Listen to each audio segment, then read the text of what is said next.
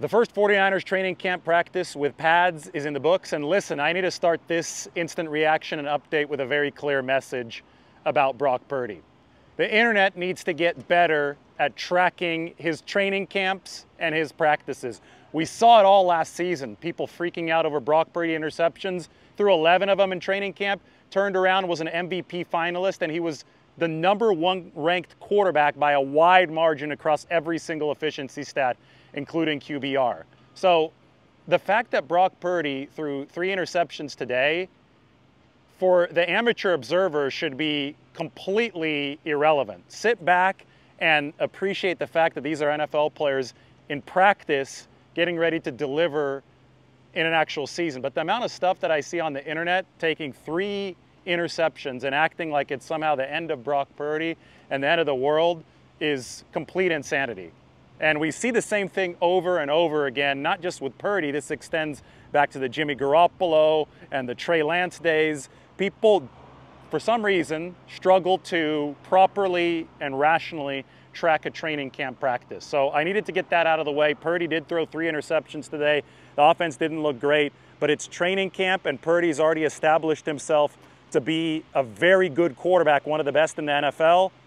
Plus, if you actually contextualize the interceptions, only one of them really had a lot of fault on Brock Purdy. And on that one, it was Javon Hargrave who applied some instant pressure that forced Brock Purdy to throw that errant pass to George Odom. Anyway, I digress. I can go through the interceptions one by one a little bit later, but this is a substantive 49ers report. We're going to get through the meat and potatoes of what actually happened, and we could start with some injury updates. Isaac Guerendo, the rookie running back, he's going to be out a few weeks with his hamstring injury. So that means that he might miss most of or all of training camp, which opens the door for somebody like Cody Sher, the undrafted rookie out of Missouri. Guerendo did deal with hamstring issues in college. 2 separate ones sidelined him for 2 separate chunks of games in college. So that is obviously a concern for the 49ers.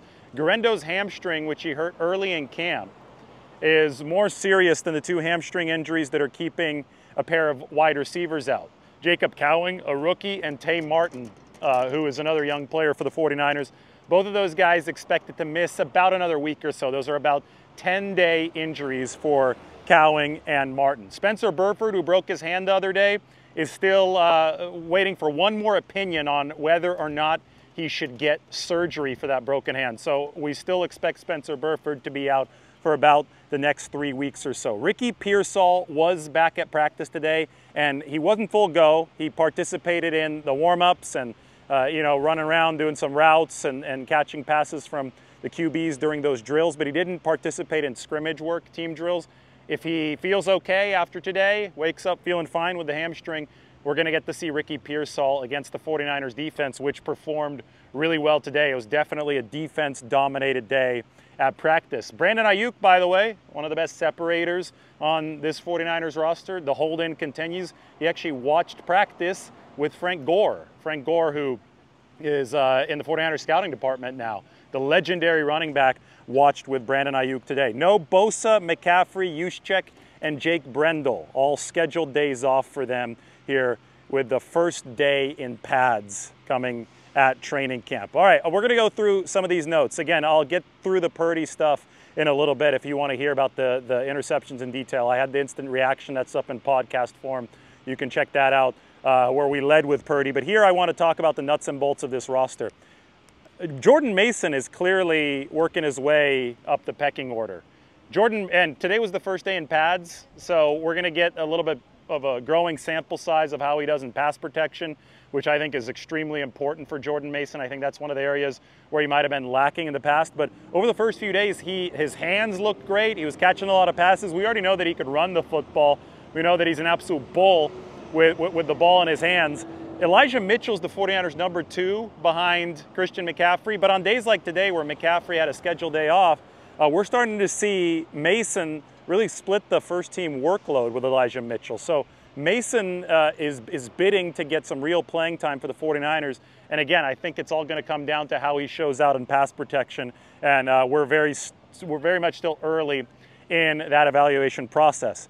We're going to call it the dog fight. It's whenever Jauan Jennings, who everybody knows is a dog, faces off against Renardo Green, who called himself a dog several times after the 49ers drafted him in the second round out of Florida State. Renardo got a chance to play with the first team today because Charvarius Ward was on a limited day off. He was dressed, but he wasn't really participating in those team drills. That obviously was also a scheduled thing for Charvarius Ward. So Renardo Green, the 49ers second round pick, was right in there with the first team alongside Isaac Yiadom and Deommodore Lenoir. And in the red zone, there was a nice physical pass breakup against Jauan Jennings. I mean, both of these guys locking horns. And Jauan had one of those dogfights with Renardo Green a couple days ago, and Jauan Jennings hauled in a short completion. And today in the red zone, it was Renardo Green who logged the pass breakup.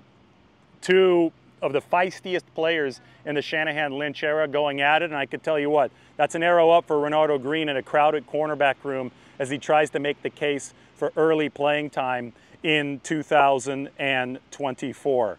Talk about Malik Collins now, the defensive tackle. 49ers are essentially looking at him as an Eric Armstead replacement. They traded with the Texans for Malik Collins. I asked Malik if, what the crossover is between what the 49ers are asking him to do and what Houston asked him to do, because remember, Houston, coached by DeMeco Ryans, the former San Francisco defensive coordinator, so the staff came from the 49ers. And Malik Collins just smiled, and he said that it's the exact same verbiage that the 49ers use as the Texans. So it's been a really easy transition for him in that regard. The 49ers up front have 4 new bodies in the projected 8-man rotation, 2 new defensive tackles. Collins is joined by Jordan Elliott, who's a really, wide body, who I think, with a team that struggled against the run last year, you really need those run pluggers in the middle. They haven't had somebody like DJ Jones since 2021. I do wonder if Jordan Elliott, who was a top 5, top 6 guy in run stop win rate for the Cleveland Browns last year, can fill that role for the 49ers. Mentioned that the offense struggled. Josh Dobbs might have been the most successful quarterback today. Brandon Allen was missing some short throws today. He also, I guess it was a short throw late. I mentioned this on Instant Reaction. He threw to Danny Gray over the middle in the red zone. It was the first red zone work of camp today with the pads on. And he missed Gray, and Gray just started punching the goalpost bag, kind of like Ken Norton Jr. Remember after those pick sixes against the Rams? That was the final game in the old Busch Stadium in St. Louis in 1995. And Ken Norton Jr. had 2 pick sixes, and he beat up both goalposts. Danny Gray was not doing that in celebration today. He wasn't hitting the goalpost nearly as hard as Ken Norton back then. But I still remember that 1995 day when Ken Norton Jr. honored his father, the professional boxer who actually beat Muhammad Ali over the course of his career. One of the few to say that he beat Muhammad Ali over the course of his career. Anyway, I digress. More about today. Speaking of guys who have a fighting style out on that field, Deebo Samuel. He is impressing day in and day out. Today they ran a reverse. Mason to the right side, pitch around, Deebo Samuel end around. Deebo loves the fact that the pads are back on. And he took a big hit at the end, got knocked down by Jair Brown after a big gain.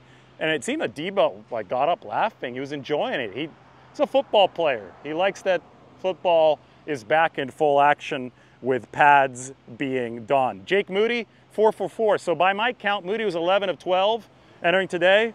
So we can add 4 for 4 onto that. That is 15 of 16 to open training camp for Jake Moody. Definitely a lot better than last year. Touchdown catch for Trent Taylor today.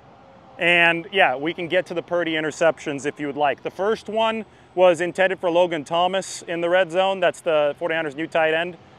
Came from Washington last year. And Isaac Yiadom, one of the starting outside cornerbacks, just got more physical than Logan Thomas, was able to bump into him, and that ball popped up in the air. Fred Warner intercepted it, so that one definitely not Brock Purdy's fault. Second one might have been slightly overthrown. It wasn't red zone work. It was standard work. Corner route, and the corner route was going to the tight end, Braden Willis.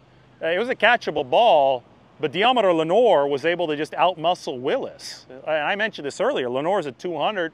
Willis is at 240. Lenoir was playing like a dog on that play. So that one, maybe partial responsibility to Brock Purdy, but Willis has got to put up a better fight for that football against a player who's 40 pounds lighter than him. And then finally, the last one, I thought that most culpability on Brock Purdy in that last interception. Throws the ball over the middle in the red zone. It's intercepted by George Odom.